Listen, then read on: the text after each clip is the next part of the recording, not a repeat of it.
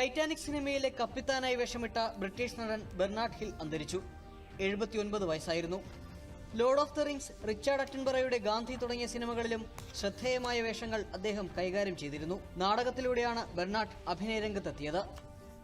ഇസ്രായേലിൽ റോക്കറ്റ് ആക്രമണത്തിൽ 3 സൈനികർ കൊല്ലപ്പെട്ടു, 11 പേർക്ക് പരിക്കേറ്റു. റഫ അതിർത്തിയോട് ചേർന്ന പ്രദേശത്ത് നിന്നാണ് റോക്കറ്റുകൾ വിക്ഷേപിച്ചതെന്ന് ഇസ്രായേൽ സൈന്യം വ്യക്തമാക്കി. മെക്സിക്കോയിൽ സർഫിംഗ് യാത്രയ്ക്കിടെ കാണാതായ 3 പേരുടെ മൃതദേഹങ്ങൾ കണ്ടെത്തി. 2 ഓസ്ട്രേലിയൻ പൗരന്മാരുടെയും ഒരു അമേരിക്കൻ പൗരന്റെയും മൃതദേഹങ്ങളാണ് കണ്ടെത്തിയത്. തലയിൽ വെടിയേറ്റ അവസ്ഥയിലാണ് മൃതദേഹങ്ങൾ കണ്ടെത്തിയതെന്ന് മെക്സിക്കൻ അധികൃതർ അറിയിച്ചു. സംഭവത്തിൽ 3 പേരെ പോലീസ് കസ്റ്റഡിയിലെടുത്തു. അൽ ജസീറയുടെ ഇസ്രായേലിലെ ഓഫീസിൽ നടത്തിയ റെയ്ഡിനെ തുടർന്ന് ചാനലിന്റെ സംരക്ഷണം നിർത്തിവച്ചു. രാജ്യത്ത് അൽ ജസീറയുടെ ഇംഗ്ലീഷ്, അറബി ചാനലുകൾക്ക് പ്രവർത്തനാനുമതി വിലക്കിയതിന് പിന്നാലെയാണ് നടപടി. അൽ ജസീറ പക്ഷപാതപരമായി വാർത്തകൾ നൽകുന്നുവെന്നും ദേശസുരക്ഷയ്ക്ക് ഭീഷണിയാണെന്നും ആരോപിച്ചാണ് വിലക്ക് ഏർപ്പെടുത്തിയത്. ഗാസയിലെ വെടിനിർത്തലിനായി കെയ്റോയിൽ നടന്ന സമാധാന ചർച്ച പരാജയപ്പെട്ടു. 2 ദിവസങ്ങളിലായി നടന്ന ചർച്ചയാണ് പരാജയപ്പെട്ടത്.